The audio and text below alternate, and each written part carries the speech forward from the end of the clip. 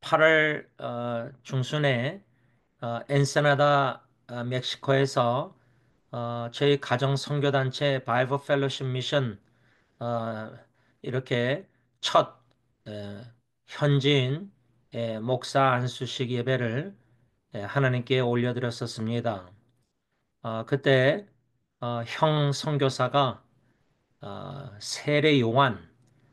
세례 요한에 대해서 도나또 목회자를 목사님을 염두에 두고 준비했었을 텐데 네 가지 말씀을 포인트를 에, 줬는데 제가 세 가지만 기억나서 이게 참 지난주일도 또 설교하다가 기억 세 가지 중에 하나가 기억 안 나서 창민 삼촌이 이제 배움이라 이렇게 알려주셨는데 형이 설교하면서 세례요한 첫째 사명 어, 에, 예수님의 재림을 준비하는 광야에 외치는 소리 그 사명에 대해서 말씀했고 두 번째는 순종 obedience 세 번째는 이제 사역의 열매 네 번째가 뭔지 청만 삼촌 기억나십니까? 제가 네 번째가 지금 기억이 안 나는데 중요한 거는 8월 중순에 이렇게 세례 요한에 대해서 형이 설교했는데 저는 어제 이 누가복음 1장 5절 6절 본문 말씀 중심으로 세례 요한의 부모님 사가랴와 엘리사벳에 대해서 묵상하게 된 게 저는 우연이 아니라고 생각하고 하나님의 주권 속에서 엔세나다 목사 안수식 때 형을 통해서 세례요한 말씀 주셨고 또 오늘은 가정 예배 때 저를 통해서 세례요한의 부모님에 대한 말씀을 묵상케 하셔서 전하고자 합니다. 이것을 두 설교를 좀 연관해서 우리 가정 자녀 대대후손 적용할 때 세례 요한이 주님께서 사명을 주셔서 부르셔서 광야에 외치는 소리 예수님의 재림을 준비케 하셨는데 주로 우리가 세례 요한에 초점을 많이 맞추죠. 그런데 오늘 누가복음 1장 5절 6절은 세례 요한이 태어나기 전에 그의 아버지 사가랴, 그의 어머니 엘리사벳, 특히 엘리사벳은 대제사장 아론의 후손입니다. 그리고 사가랴도 제사장 가문의 사람인데 이렇게 두 남녀가 제사장 집안끼리 결혼했다. 이것을 좀 어제 아침에 묵상하면서 저희 형수님 부부가 생각났습니다. 왜냐하면 그 당시 사가랴 엘리사벳 대제사장 제사장의 후손에 이렇게 가문끼리 결혼했는데 저희 형하고 형수님도 형수님은 충현 성교교회 고 정상호 목사님 주님이 사용하셔서 그 교회를 개척해 하셔서 초대 일대 목사님으로 21년 목회하고 은퇴하시고 원로 목사님 추대됐다가 이젠 소천하셨는데 아버님은 이젠 승리장로교회 주님이 쓰셔서 개척해 하셔서 24년 목회하게 하시고 은퇴 후 원로 목사님 추대 후에 이렇게 선교를 하고 계시는데 형 부부를 생각하면은 사가랴, 엘리사벳 이 두 가문의 이 후손의 결혼을 그렇게 좀 저는 적용해 보았습니다. 호쿠마 주석에 의하면 이 사가랴와 엘리사벳 제사장 가문끼리 결혼한다는 것은 이중적인 영예로 여겨졌다.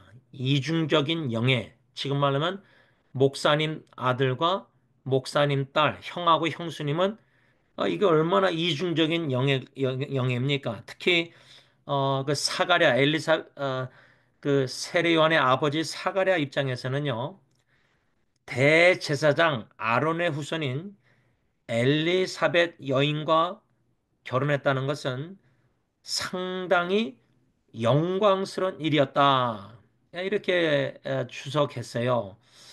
그래서 형 부부에게 정의하면 승리장로교의 목사님 맏아들과 충현성교회 목사님 맏딸과 결혼, 얼마나 영광스러운 결혼이고 두 가문이 사돈이 맺어지고 또 이중적인 영예, 이렇게 사가랴 엘리사벳 가문 결혼을 호크만은 언급했는데 이것을 제가 AI 인공지능으로 좀 뒤져보니까 세부적인 의미, 이중적인 영예, 제사장 집안끼리 가문끼리 결혼한 게 이중적인 영예가 무슨 구체적인 세부적인 의미가 있느냐 네 가지라고 합니다.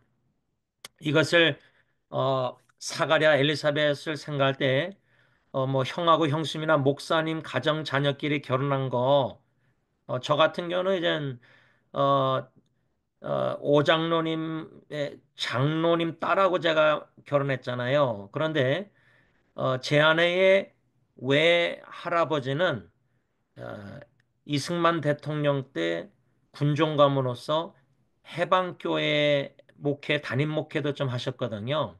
근데 저희 어머님의 아버님, 제 외할아버님도 장성도 목사님, 대구 성박교회. 근데 제가 인터넷 뒤져보니까 대구 성박교회가 지금은 대구 서교회로 바뀌어서 교회 역사에 장성도 할아버지, 외할아버지 성함하고 그게 다 나와 있더라고요. 해방교회도 제 안에 외할아버님도 다 나와 있고. 그래서 형 부부나 저희 부부나 이렇게 가문 참 영예스러운 이중적인 영예라 할까? 영광 이렇게 참 귀한. 근데 뭐 지금 젊은이들이 또 부모님들이 자녀 결혼시킬 때 가문이 그렇게 뭐 중요한가? 제가 아직 기억나는 거는 예리가 스펠링비라고 국민학교 때 초등학교 때 그 그랜델 디스트릭에서 1등 해가지고 사크라멘토인가 가가지고 이제 대표로 나갔을 때 제 아버님이 손녀딸 예리를 생각하시면서 가문의 영광이라 이렇게 한마디 하셨는데 말씀하셨는데 실제로 가문의 영광이라는 영화가 있습니다. 1, 2, 3편. 근데 가문이 그렇게 중요한가? 근데요, 제가 어저께 이 사가랴 엘리사벳 두 제사장 가문의 결혼, 어, 저는 무시 못한다고 생각합니다. 이제 저에게는 예리 예언이가 이제 결혼을 해야 되잖아요. 근데 오늘 제가 예리가 이제 CRL에 올라가서 남자친구 만나잖아요. 거의 뭐 1년 만인지 얼마 만에 만나는데 그 이성 관계에 대해서 좀 진솔한 대화를 나눴는데 제가 구체적으로 나눌 수는 없지만 아빠의 입장만 제가 나눌게요. 제 마음을 딸한테 얘기한 거니까 제 마음만 나눌게요.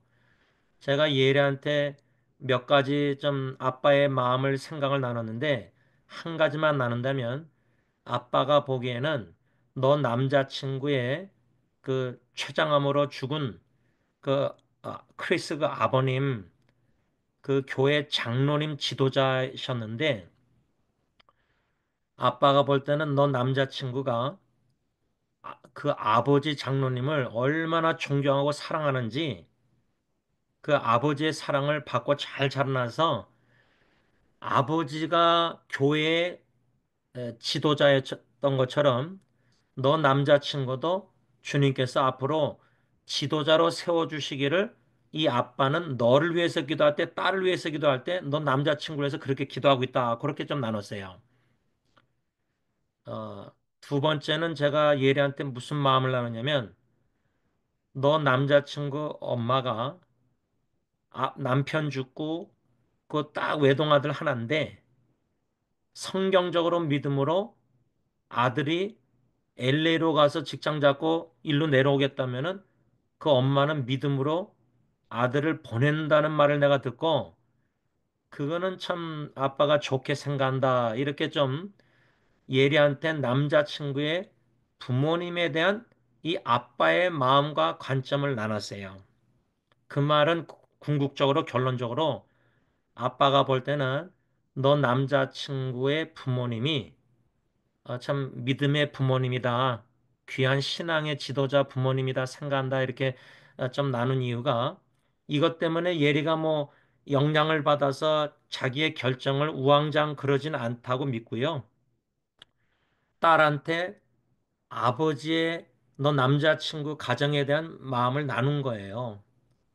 물론 제 안에는 또 어떤 생각이 있는지 모르겠는데 제가 왜 이렇게 여러분들에게 나누냐면 딜런도 결혼하기 전에 제가 좀 심각하게 두세 번을 똑같은 주제로 대화한 적이 있어요. 그 내용은 그냥 두리뭉실하게 얘기한다면 아빠는 너가 결혼할 그 지금 며느리지만 자매의 부모님에 대한 나름대로 어, 어, 좀 컨선이 있다는 걸 솔직히 나눴어요. 여러분, 그래서 이 사가랴와 엘리사벳 두 제사장 대제사장 후손의 이 결혼 어떤 이중적인 영이냐면 첫째로 가문의 명예성, 네, 가문의 그 명예상 상이 있는데 그 말이 뭐냐면 두 제사장 가문이 혼인으로 맺어 어, 집으로 각 가문의 명예가 서로에게 긍정적인 영향을 주어 더욱 높아졌다. 그 말은 형하고 형수님을 생각하면 정상원 목사님과 아버님 목사님과 두 주님의 종 목사님 가문의 명예가 서로에게 긍정적인 영향을 주어 더욱 높아졌다. 이 말이고요. 두 번째 세무적인 의미, 이중적인 영예는 혈통의 순수성, 율법은 제장이 이스라엘 태생의 처녀와 결혼해야 한다고 명시하는데 제사장 가문 출신 여자와의 결혼은 제사장 혈통의 순수성을 지키고 그 혈통을 잇는 중요한 방법으로 여겨졌다. 제가 한국에 서유께 있으면서 주로 장로님, 권사님 부부가 자기 아들은 장로님이 되길 원하고 자기 딸은 권사님 되길 원하는 그 마음, 이게 부정적으로만 볼 것이 아니라 긍정적인 면이 귀한 마음이 저는 있다고 생각해요. 예. 그래서 목사의 혈통의 순성이라 할까? 아버지 목사님이 그다음에 아들 목사님이 또 손자 목사님이 이렇게 목사 혈통의 순성을 지키고 있는 거. 그 뭐 장로님은 또 장로님, 권사님은 권사님 예를 들자면 또 선교사님은 또 선교사님 자녀를 이거 이렇게 적용하니까 이것도 참 귀하다고 생각돼요. 세 번째 이중적인 영예의 세부적인 의미는 특권층의 결합 이렇게 AI가 기록했는데 제사장은 종교적으로 중요한 위치를 차지하는데 이러한 제사장 가문 간의 혼인은 사회적으로도 높은 지위를 누리는 명망 있는 두 가문의 결합을 의미하며 특별한 영예로 인정받았다.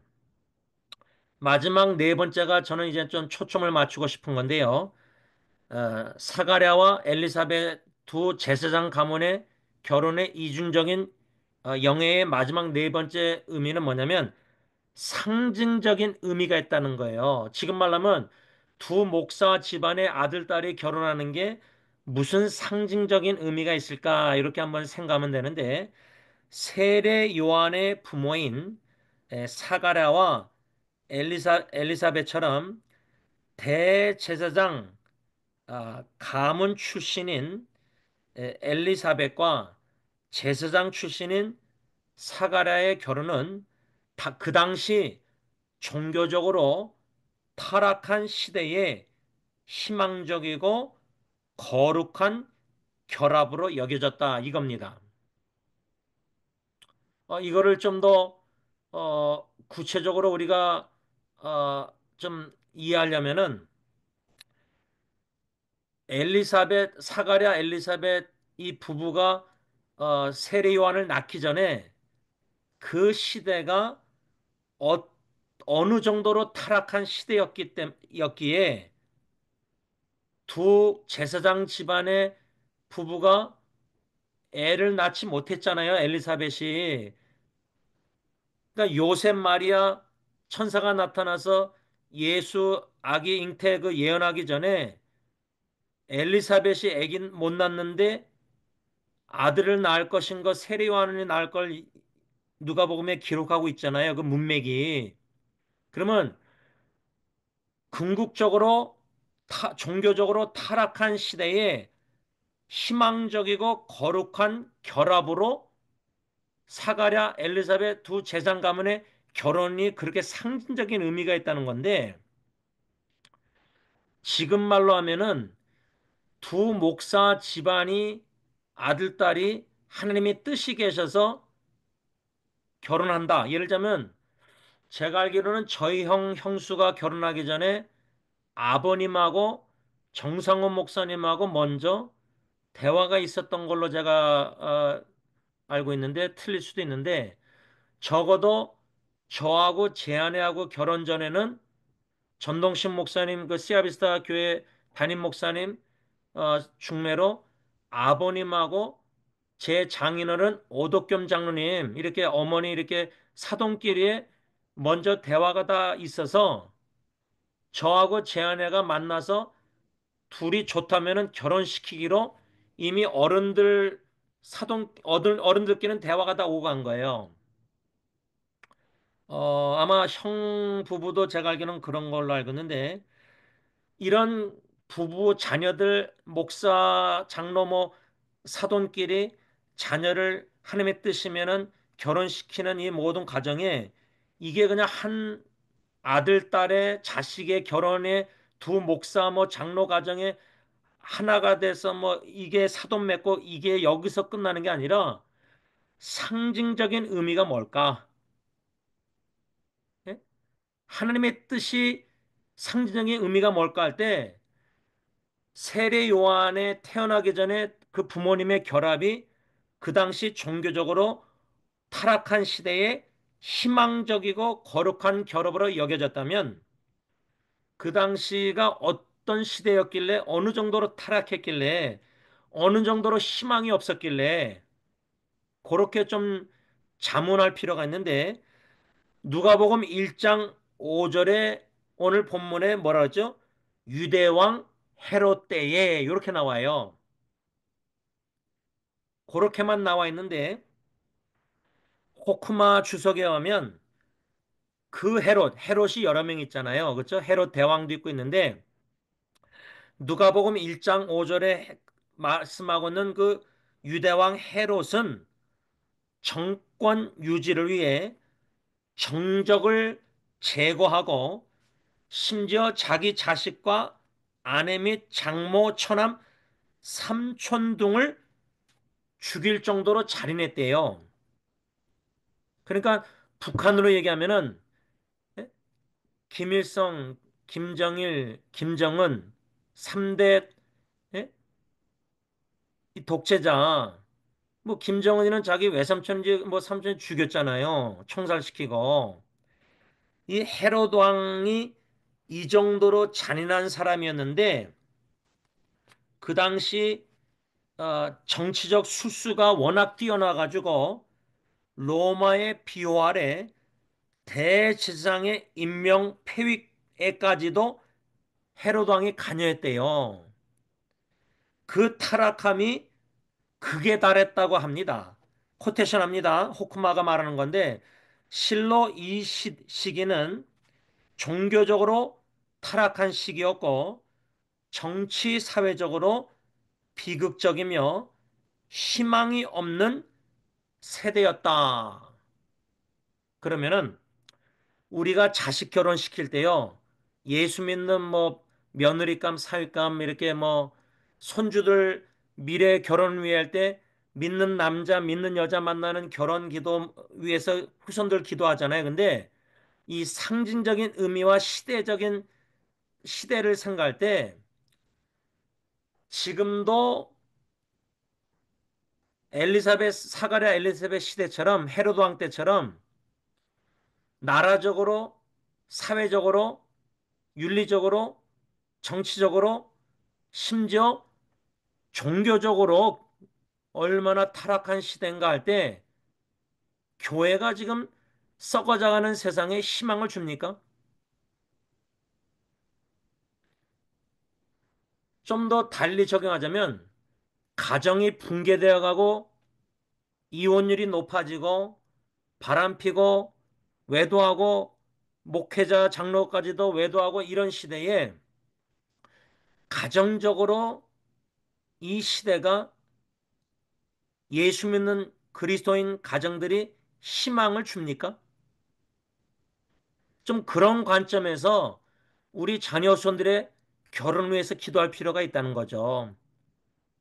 예수 잘 믿는 꼭 직분자 아닐지라도 가문의 자녀와 우리 자녀와 그들의 후손과 우리 후손이 결합을 해가지고 이 시대적으로 소망이 없고 희망이 없고 어두컴컴한 어두운 이 시대에 암흑한 시대에 두 가문이 두 자녀를 결혼시켜서 세례 요한과 같은 그리스도 중심된 꿈을 가진 일꾼을 주님이 배출하고 태어나고 잉태해서 자라나서 세움받아서 예수님의 재림을 준비하는 왕국 일꾼으로 광야에 외치는 소리 같은 그런 사명의 이끌림을 받는 자녀 후손들이 우리 자녀들 후손들의 부부 가문 결혼 통해서 태어나서 나와서 그런 일꾼들이 된다면은 그러니까 자녀 우선 결혼이 그냥 우리 자식들 결혼이 급한 게 아니라 손주들의 결혼이 급한 게 아니라 시대적 사명감을 가지고 자녀 손들의 결혼을 위해서 기도해야 되겠다 그 말이죠. 그런 좋은 신앙의 가문을 만날 수 있도록 우리 후손들 적어도 자녀들은 좀 그렇다면 손주들 위해서 기도할 때 예수 잘 믿는 가문의 손주들 만나게 해서 해달라는 기도 그리고 특히 목회자 자녀든 장로님 자녀든 좀 4대째, 5대째 기독교 집안 그런 좋은 가문과 결합해서 결혼하게 해주셔서 희망이 없는 암흑한 시대에 그런 세례요한 같은 자식을 낳도록 증손주를 낳도록 이런 기도를 한번 해볼 필요가 있다고 저는 생각이 됩니다.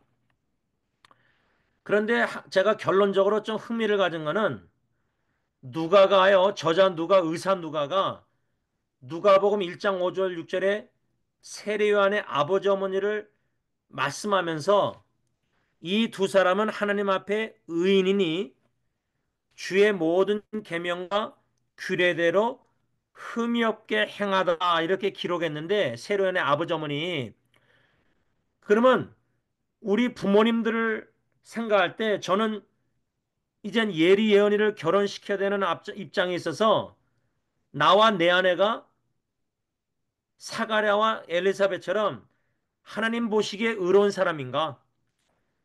우리 부부가 엄마 아빠로서 예리 예언이 엄마 아빠로서 주님의 모든 계명과 규례대로 흠이 없게 행하고 있는가?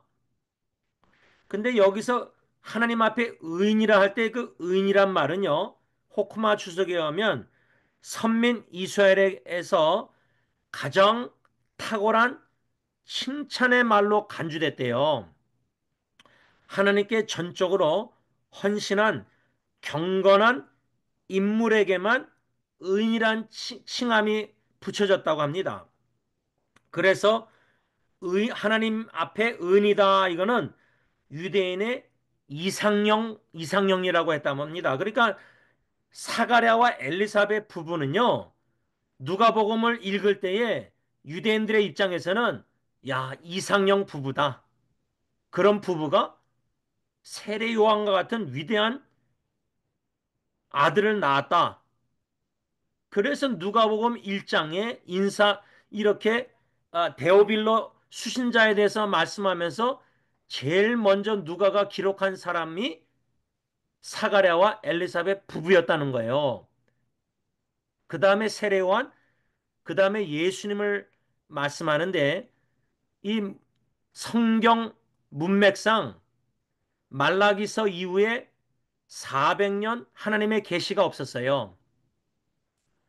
정치적으로, 종교적으로 비극적이고 어두운 희망이 없는 시대에 세례 요한이 태어나기 전에 그 부모에 대해서 언급하고 그 다음에 세례 요한이 태어나고 그 다음에 예수님의 마리아, 요셉 마리아 이야기가 나오고 그 다음에 진정한 희망이 없는 어두운 시대에 희망의 빛이 되시는 예수님을 탄생을 누가가 이제 기록하고 있어요. 그 문맥을 그렇게 우리가 생각할 때 예수님 재림 전까지요.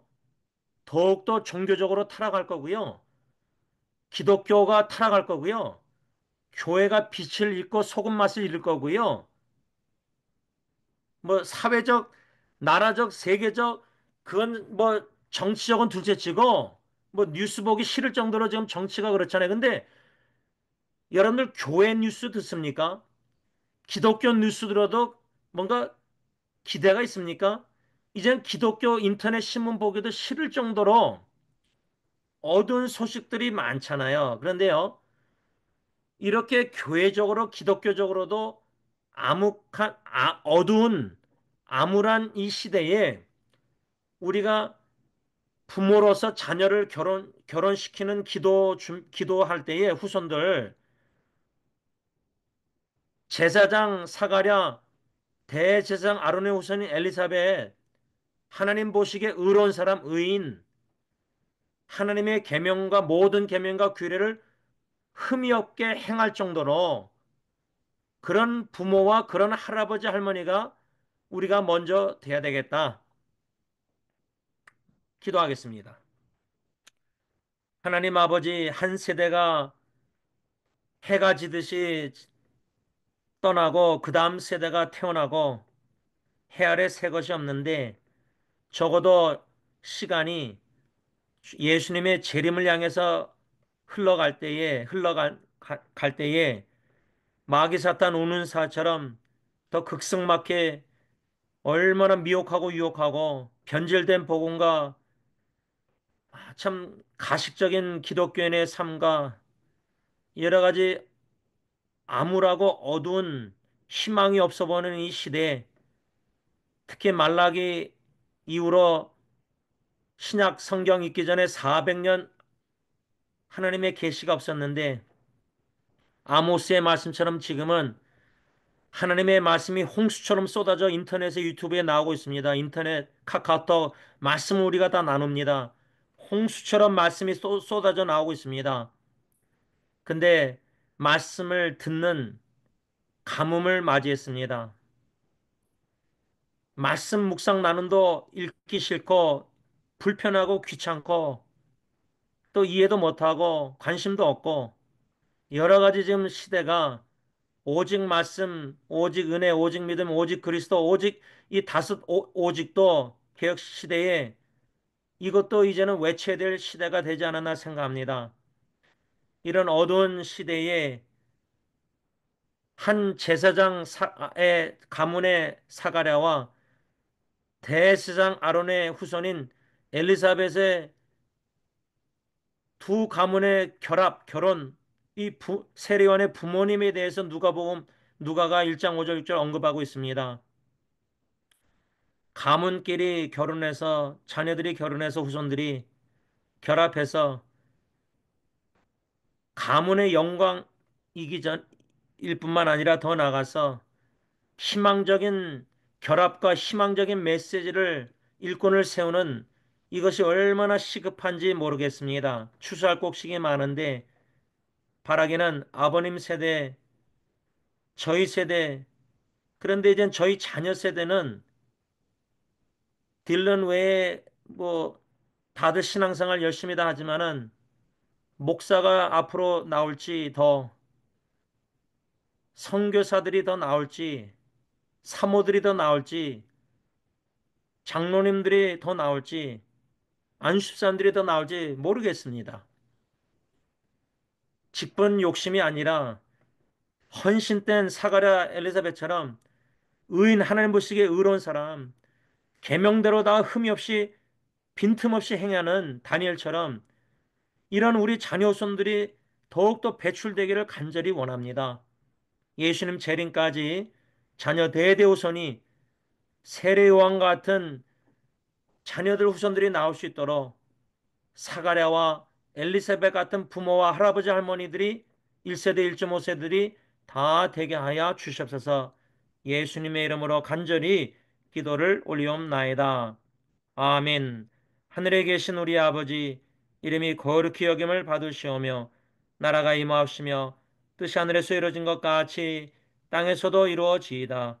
오늘날 우리에게 일용할 양식을 주옵시고 우리가 우리에게 죄진 자를 사하여 준 것 같이 우리 죄를 사하여 주옵시고 우리를 시험에 들게 하지 마옵시며 다만 악에서 구하옵소서. 대개 나라와 권세와 영광이 아버지께 영원히 있사옵나이다. 아멘.